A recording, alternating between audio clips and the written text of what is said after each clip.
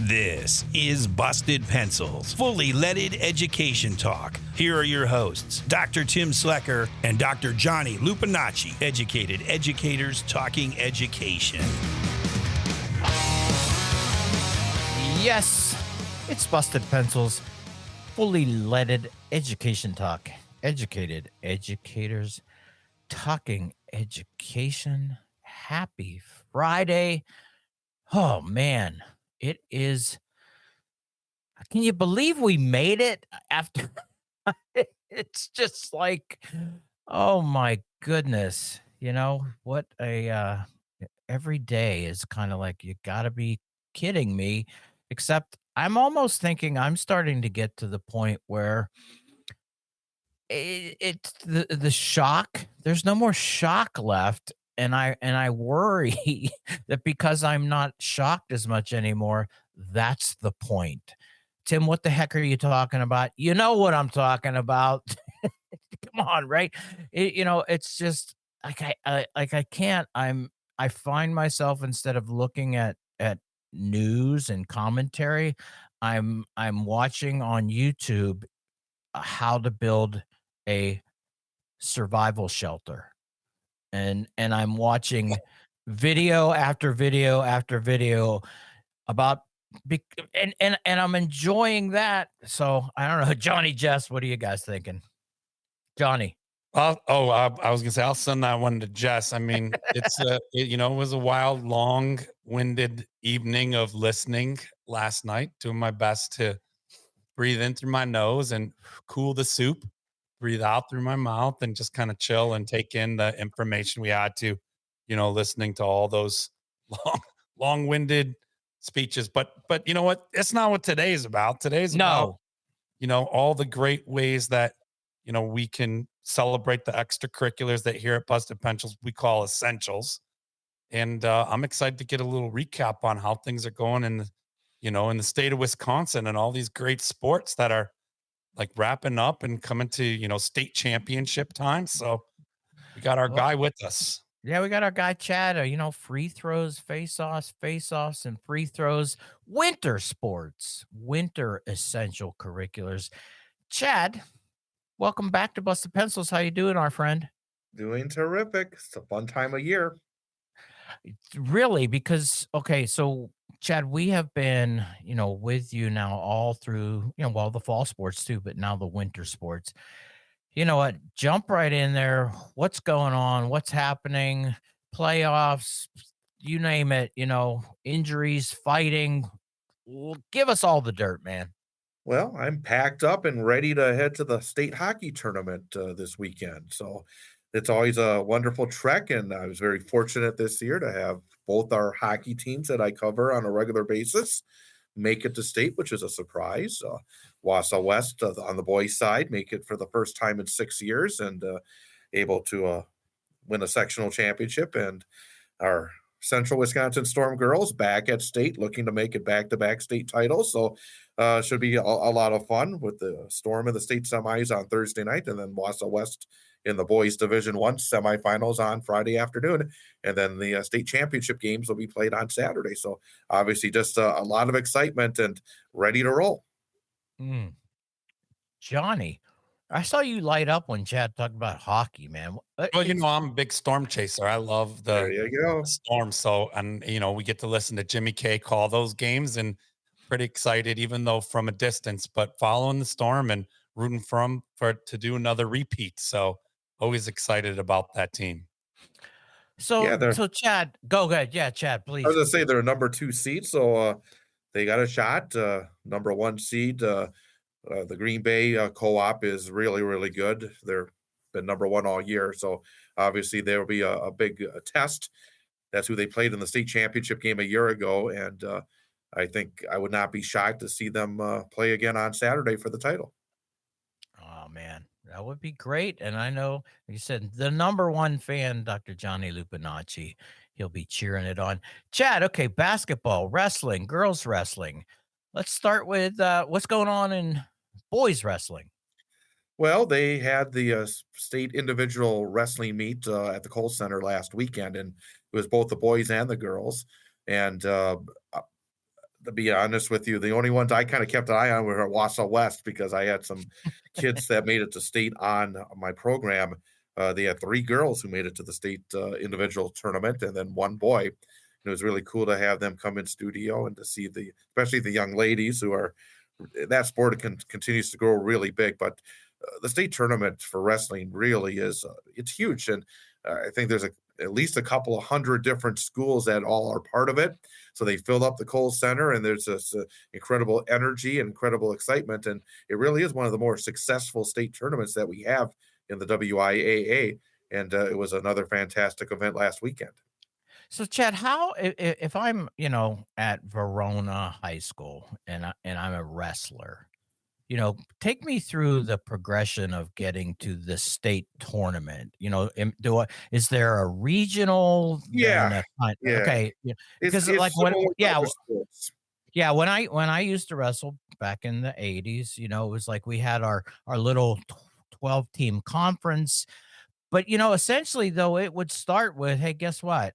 Doesn't matter what your record was all season. When it comes to the end of the season, quote, tournament, every wrestler gets an opportunity to continue winning and or placing high enough and then to move on to the next round. We always had sectionals, regionals, and then states is how the progression went. And if you were, typically 1 through 3 in sections, you advance to regionals, and then the same regionals, and then to states. So just, for anybody out there going like, how do all these kids get to the state finals in the Kohl Center? Yeah, it's similar. They start with the regional tournament and then sectionals and the state tournament. And to be honest with you, I should know more of this, but I really don't follow wrestling that closely with my other sports. I believe it's the top 2 who make it from the sectionals onto the state tournament. It may be 3, but I do think it's 2. But it's along the same lines. I mean, it's kind of along the same lines of all the sports where, with the exception of football, where you have to qualify with a certain record to get into the playoffs, most of the other sports, everybody starts anew. Basically, Right. you can be 0-24 in the regular season, and the odds are not with you that you're all of a sudden going to turn it around and win 6 games in the state championship. But everybody does get the opportunity, and I think that is one of the things that is good. I also understand it as well, like with football, because if you've struggled and you are not able to be at that level, it can be a little bit more of an injury factor. I mean, sometimes with a physicality, if you have an 11-0 team taking on an 0-11 team in the first round, it can be really at the same time that issue with injuries. But no, with the wrestling, it is. I mean, if you're able to get hot at the right time, if you're able to get through the regional and the sectional, and even just get to that level where you advance, you're able to get to the state tournament. Well, you kind of revealed my strategy that I used to use during the season. I would spend the entire season on my back, and then when it came time for sectionals and regionals, watch out! I'd explode, and nobody knew where the heck I was coming from, man. Jess, you're Build the laughing. process. Build. That's explaining a lot for Jess and I, Tim. We're understanding some of the origins and the natural, the origin story of the Tim bombs. We knew they came from somewhere. Oh, I mean, no, actually, it was an incredible thing too to watch again that tournament at the end. My brother actually was an exceptional wrestler, and from that, that start of when it came time for sectionals to regionals to states, I mean, those guys at that time, it was just guys who make it to that state tournament. They have, as you said, Chad, really caught on fire in that tournament. And, it's an amazing thing to see. What about hoops? What's going on with hoops? Yeah, at the girls level right now, they did the regionals last week. So now starting this weekend, Thursday and Saturday are the sectionals. So we're down to the final 4 in each of the brackets for the sectionals, and whoever gets through the sectionals then advances to the state tournament next week. And the state tournament held at the Resch Center in Green Bay. So basically, Thursday night sectional semis, then on Saturday afternoon, the sectional championship rounds. At this level, there's neutral sites. Last week during the regionals, the higher seed would be the host school, but now at this level they play the at neutral sites, and it's usually very exciting because they usually try to get it somewhere, within driving distance, and you have one half of the crowd that's packed in for one team, one half packed in for the other team, and it really does have a lot on the line. And then for the boys, we just started the regionals this week. The first regional games were last night. That was regional quarterfinals. A number of teams had byes, and now we will have regional semifinals Friday, and then they come right back on Saturday for regional finals with the sectionals next week, and then the state tournament at the Kohl Center in Madison in 2 weeks' time. Basically, it's like state individual wrestling 1 week in Madison, then you have hockey this week in Madison, girls state in Green Bay next week, and then boys state the following week. So big 4 week span in Wisconsin high school sports. Johnny Lupinacci, a lot going on, man. Oh yeah, it's that time of year though. It's a great time. I mean, and pretty soon we have the pretty exciting spring stuff turning the corner, right? We got lacrosse coming up, track and field, all kinds of exciting things.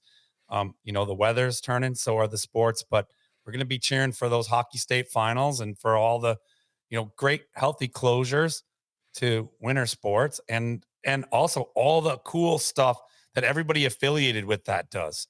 Right. We've had some episodes recently where we talk about like team managers and social media teams and all the different ways that, people in the education world, even students, are getting extra education out of those activities. But also it's kind of like, I don't know what to call it, like a town gown kind of thing. It's a close relationship between our schools and our community with events that everybody loves. So that's my favorite thing, when public education interfaces with the community in a way where we all enjoy these things and our students are learning even more to complement their excellent educations. Hey, you know what, Chad, as we're kind of talking about things, I love curveballs. Tim loves to throw what we call a Tim bomb, but any surprises this season? Any big, whoa, that came out of nowhere? Well, the biggest surprise was in hockey because as part of the conference that Wausau West is in, Stevens Point is in, just down the road here in central Wisconsin. And Stevens Point was by far the number one team in the state all year long. They went 24-0 in the regular season. They beat every other ranked team. So it was not a case of they played a soft schedule. They were by far the number one ranked team in the state. So everybody was thinking Stevens Point, make it to state tournament, maybe win the state championship. And they lost their first playoff game. I mean, to a team that they had beat 8-0 earlier in the year. So you talk about playoffs where it's a brand new season, and that was the case. I mean, they had played Chippewa Falls earlier in the year, 8-0, dominant. So Chippewa Falls goes to this point for the first playoff game. I think Stevens Point may have thought, hey, this is just the warm up before we get to sectionals. Regional game, they lose. I mean, I saw somebody from Chippewa Falls who's covered sports there said probably in all of his years covering high school athletics, never seen anything like that, where it was such a big underdog team with a losing record, went into the number one ranked team in the state and beat them in the first round of the playoffs. It was just amazing. I think, man, you hear that, it's just like, what was it? Was there an individual inspiration that caught fire then through the team? What, because think of what you just said, Chad, right? Betting odds on that would have been, hey, you know what you got to do, right? Right. But I just wonder, you thinking, like, where does this come from? Well, I was getting score updates from a radio guy that was doing that game. I was doing the West game and he was doing the Stevens Point game. And at the end of the second period, it was 2-1. And he added a comment. He goes, Stevens Point is sleepwalking through this game. It wasn't a case of injury or wasn't a case of illness. It was a case, I think they came in overconfident. And again, when you play a team the second time, when you beat them 8-0 the first time, I think they just came in. And one thing over the years I've noticed with high school athletes, you can't turn on a switch. It's one of those things where if you come out where you're just dragging a little bit, it's hard to turn on that switch. If it's turned off, it is off. And then all of a sudden in a playoff situation, whether In hockey, you're gripping that stick a little bit harder. In baseball, you're gripping that bat a little bit harder. In basketball, that rim starts to get really, really tight. You realize as a high school athlete that your season, and in some cases, careers, are coming to an end. When you're behind in a playoff game, you start to press a little bit. You start to feel that pressure. And I think that was a case where all of a sudden, you try to turn it on. It's not there. Wow. Jess, you got some comments flowing there. It sounds like that's a pivotal learning experience. And one of those things that we talk about here, that this isn't essential curricula. This isn't extracurricular. This is essential curricula, because in life, sometimes you got to get knocked down. Sometimes you got to be shown that overconfidence can be as much of a killer as underpreparedness. So I imagine that the Stevens Point team was doing some deep reflection after that loss and sort of looking inside and going, what happened here? And what do we need to do in order to make this feeling not happen next season? And one of the interesting things about it, I was actually talking to my co-host I have a high school sports show every Wednesday night. And we were talking because there were two teams in our area that went the entire winter sports season, 24 games each, a girls basketball team from our area and the Stevens Point hockey team.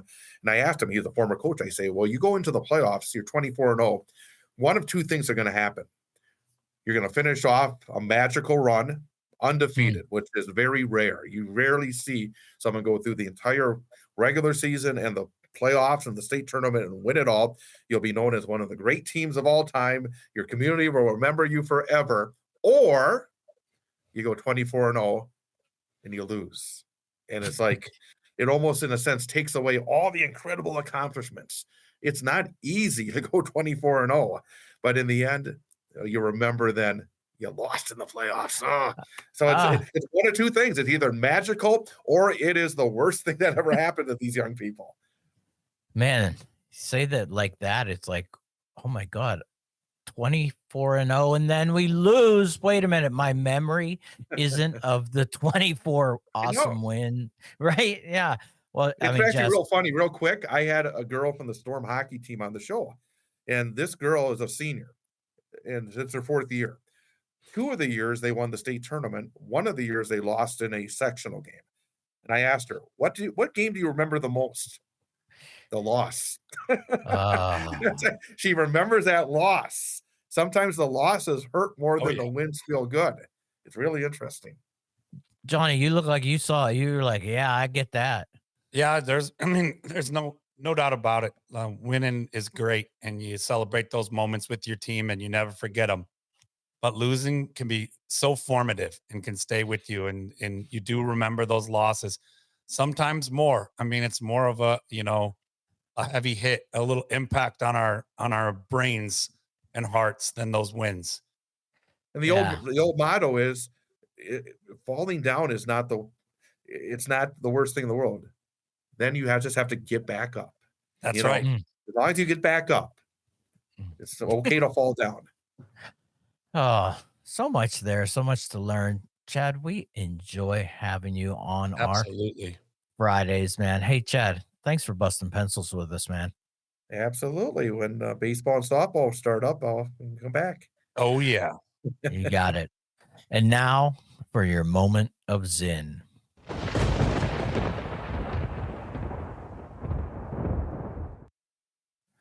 American exceptionalism.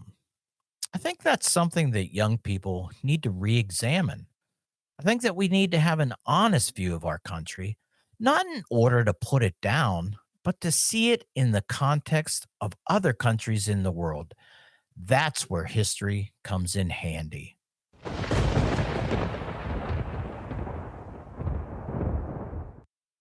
Hey, thanks for listening to this episode of Busted Pencils, Free Throws and Face-Offs with our guy, Chad Holmes.